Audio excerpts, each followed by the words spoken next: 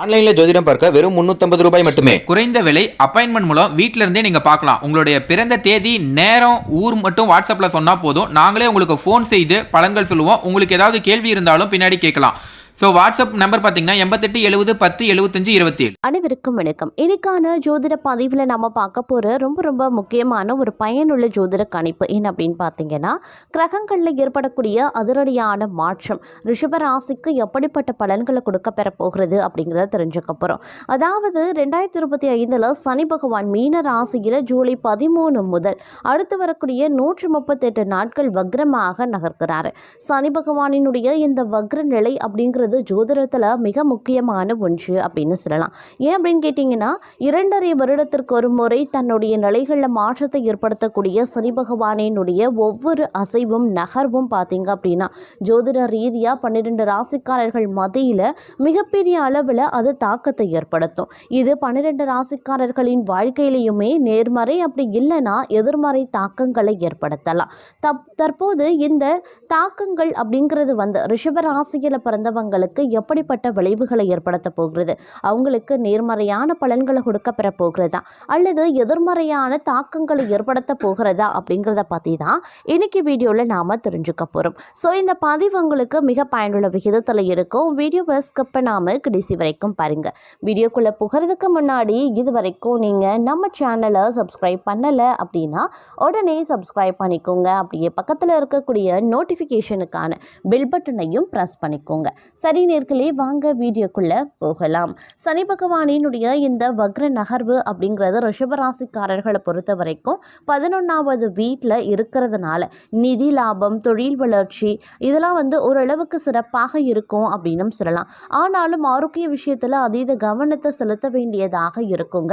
மற்ற கிரகங்களினுடைய அமைப்பு அப்படிங்கிறது உங்களுடைய வாழ்க்கையில் சில பல தாக்கங்களை ஏற்படுத்தினாலும் பெரிய அளவில் பாதிப்புகள் ஏற்படுவதற்கு கிடையாது. இருந்தாலும் சனி பகவானினுடைய வக்ர நிவர்த்தி, வக்ர பார்வை அப்படிங்கிறது மட்டும்தான் உங்களுக்கு அதிகப்படியான தாக்கத்தை ஏற்படுத்துமே தவிர்த்து மற்ற கிரகங்களினுடைய அமைப்பு அப்படிங்கிறது உங்களுக்கு சாதகமான நிலையில் இருக்கிறதுனால இந்த காலத்தை பொறுத்த வரைக்கும் கொஞ்சம் சிந்தித்து செயல்படுவது அவசியம். அதிலும் ஆரோக்கிய விஷயத்தில் மட்டும் கொஞ்சம் கூடுதல் கவனத்தை எடுத்துக்கிட்டீங்க அப்படின்னா மருத்துவ செலவுகளை உங்களால் தவிர்க்க முடியும் அப்படின்னு சொல்லலாம். அதே சமயம் வேலையில் பார்த்தீங்கன்னா சின்ன இடையூறுகள், வியாபார தடைகள் ஏற்பட வாய்ப்புகள் இருக்கு. அதனால செய்யக்கூடிய திட்டங்களை மெதுவாகவும் பொறுமையுடனும் நன்கு ஆராய்ந்து ஆலோசனை பெற்று நீங்க முடிவெடுப்பது அவசியமான ஒன்றுங்க. அது மட்டும் இல்லாமல் தங்களுடைய உழைப்பினால் மட்டும்தான் இந்த காலகட்டத்தில் உங்களால் வெற்றி காண முடியும் அப்படிங்கிறதையும் நினைவில் வைத்துக் கொள்ளுங்க. ஆன்மீக விருப்பங்கள் இந்த காலகட்டத்தில் அதிகரிக்கவும் செய்யலாம். அதே மாதிரி எப்பொழுதுமே அதிர்ஷ்டம் கை கொடுக்கும் அப்படின்னும் நம்பாதீங்க. இந்த காலத்தில் நிறைய பேருக்கு அதிர்ஷ்டம் கை கொடுக்காமலும் போகலாம். அப்படிங்கிறதுனால கொஞ்சம் உஷாராகவே இருக்கிறது ரொம்ப நல்லது அப்படின்னு சொல்லலாங்க. வாழ்க்கையில் பலவிதமான சவால்கள் அதிகரிக்கவே செய்யும். வாக்கு கொடுத்து நீங்கள் மாட்டிக்கொள்ள வேண்டாம். வாக்குறுதி கொடுப்பதற்கு முன்பாக கொஞ்சம் தீர ஆலோசனை பண்ணி வாக்குறுதி கொடுக்க பாருங்க. அப்படி இல்லைன்னா வாக்குப்பழி உங்களுக்கு ஏற்பட வாய்ப்புகள் இருக்கு. அதனால கொஞ்சம் பொறுமையை கடைபிடிக்க பாருங்க. அது ரொம்ப முக்கியமான ஒன்று அப்படின்னு நான் சொல்லணும். அதே சமயம் பண சிக்கல்கள், துணையுடன் மன அழுத்தம், உறவு பிரச்சனைகள் ஏற்பட வாய்ப்புகள் இருக்கிறதுனால கொஞ்சம் கூடுமான வரைக்கும் அதீத கவனத்தோடு இருப்பது அவசியமான ஒன்றுங்க. எதிரிகளை வெல்லக்கூடிய சக்தி உங்களுக்கு இந்த காலகட்டத்தில் கிடைக்க பெறலாம். நிதியில் ஓரளவுக்கு முன்னேற்றம் உண்டானாலும் உங்களுக்கு சில சமயங்களில் செலவினங்களால் நிதி பற்றாக்குறை ஏற்படுவதற்கான வாய்ப்பும் இருக்கிறது. அப்படிங்கிறதுனால கொஞ்சம் உஷாராக இருங்க. சொத்து சம்பந்தப்பட்ட விஷயங்களில் வெற்றி கிடைக்கவும் வாய்ப்புகள் இருக்கிறதுங்க. அதே மாதிரி எதிர்பார்த்த லாபம் இந்த காலகட்டத்தில் கிடைக்க வாய்ப்புகள் குறைவாக இருக்குது. அப்படின்னாலும் பணப்பிரச்சனை, குடும்பத்தில் சிக்கல்கள் ஏற்பட வாய்ப்புகள் இருக்கிறதுனால கொஞ்சம் உஷாராக செயல்பட வேண்டியது அவசியமான ஒன்று. மேலும் இந்த காலகட்டத்தை பொறுத்த வரைக்கும் வெற்றியை நீங்கள் ருசிக்கணும் அப்படின்னா கடினமாக உழைக்க வேண்டியதாகவும் இருக்கும் அப்படிங்கிறதையும் நினைவில் வைத்துக் கொள்ளுங்க. இரவு பகல் பாராது பலரும் உழைக்க வேண்டிய சூழ்நிலையும் உங்களுக்கு வரலாம். தொழிலில் நல்ல முன்னேற்றம் மற்றும் குடும்பத்தில் அமைதி நிலவணும்னா கொஞ்சம் பொறுமையை கடைபிடிக்க வேண்டியதும் முக்கியமான ஒன்றுங்க. அது மட்டும் இல்லாமல் இந்த நேரத்தில் உங்களுடைய வாழ்க்கையில் பார்த்தீங்க அப்படின்னா அதனுடையான மாற்றங்கள் வந்து அடுக்கடுக்காக ஏற்படுவதற்கான வாய்ப்புகள் கூடுதலாகவே இருக்கப்பெறுகிறது அப்படின்னு சொல்லலாம். ஆனாலும் சில விஷயங்கள் பார்த்தோம் அப்படின்னா நீங்கள் நினச்சது ஒன்று இல்லை, நீங்கள் நினச்சது ஒன்றாக இருக்கும், அது நடக்கிறது வேறு ஒன்றாகவும் இருக்க பெறலாம். அந்த மாதிரியான சூழ்நிலைகள் வரும்போது நீங்கள் வந்து கொஞ்சம் வந்து கவனத்தோடு பொறுமையை கையாண்டு ஒவ்வொரு விஷயத்தையும் அணுகுனீங்க அப்படின்னா நல்லது நடக்க வாய்ப்புகள் வந்து அதிகபட்சமாகவே இருக்கிறதுங்க. அதே மாதிரி இந்த நேரத்தில் பார்த்தீங்க அப்படின்னா விலை மதிப்பற்ற பொருள் ஏதேனும் திருடு போய்விடுமோ அப்படின்ற பயம் ஏற்படவும் வாய்ப்புகள் இருக்குங்க. பிள்ளைகள் வழியில் வந்து நற்செய்திகள் கிடைக்கவும் வாய்ப்புகள் இருக்குது.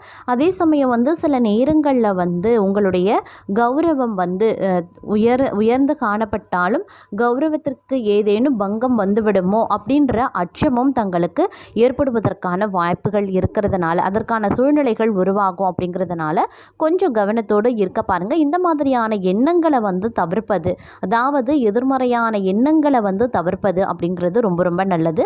முடிஞ்ச வரைக்கும் நேர்மறையாக சிந்திக்க பாருங்கள். அதுதான் உங்களுடைய வாழ்க்கையில் நல்ல நல்ல மாற்றங்களை வந்து கொண்டு வந்து சேர்க்கும் அப்படின்னும் சொல்லலாம். அதே மாதிரி இந்த காலகட்டத்தை பொறுத்த வரைக்கும் பல வகைகளில் வந்து உங்களுக்கு அனுகூலமாக இருந்தாலும் சில பல விஷயங்களில் வந்து பிரச்சனைகளும் ஏற்பட வாய்ப்புகள் இருக்கிறதுனால நீங்கள் அதீத கவனத்தோடு இருக்க வேண்டியது முக்கியமான ஒன்று அப்படின்னு நான் சொல்லணும். இந்த காலம் தங்களுடைய வாழ்க்கையில் பார்த்தீங்க அப்படின்னா புறம் பேசுகிறத வந்து தவிர்த்து கொள்ளுங்க.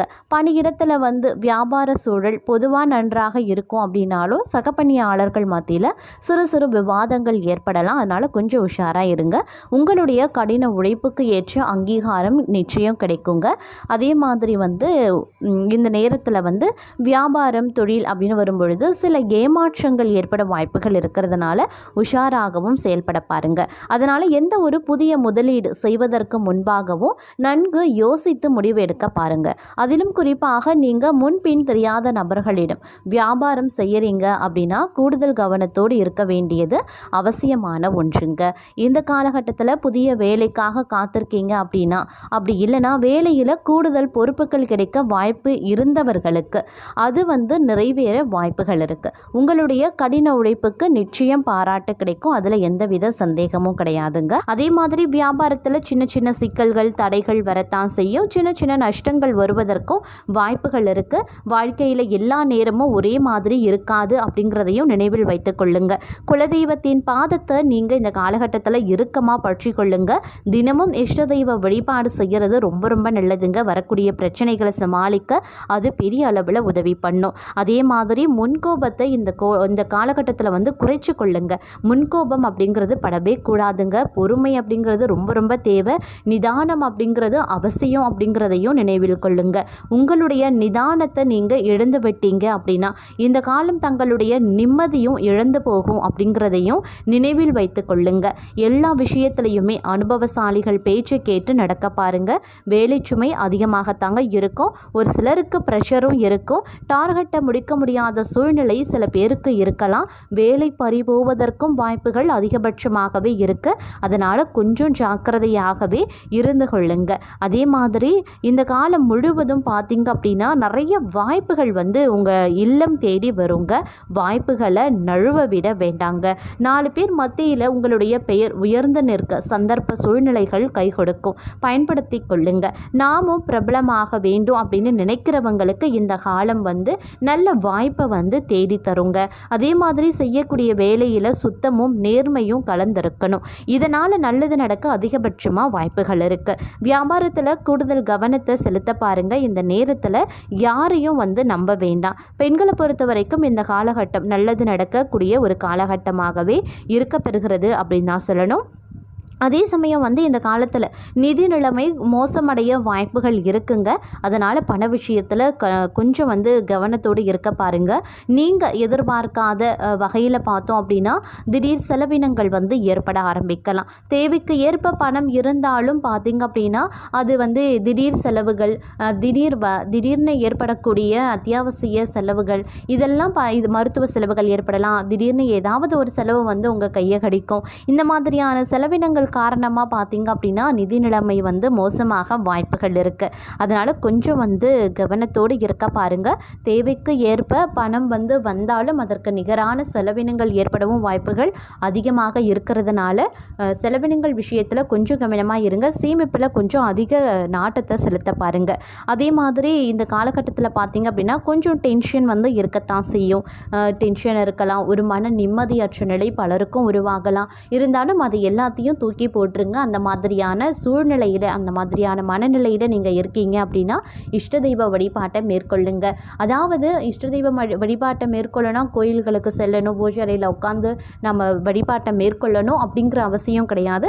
மனதிற்குள்ளேயே நீங்கள் வந்து உங்களுக்கு விருப்பமான மந்திரத்தை, தெரிந்த மந்திரத்தை உச்சரிங்க. கண்ணை மூடி ஒரு 5 நிமிடங்களோ இல்லை 10 நிமிடங்களோ, உங்களால் எத்தனை நிமிடங்கள் இருக்க முடியுமோ அத்தனை நிமிடங்கள் கண்ணை மூடி பிரார்த்தனை பண்ணிக்கோங்க.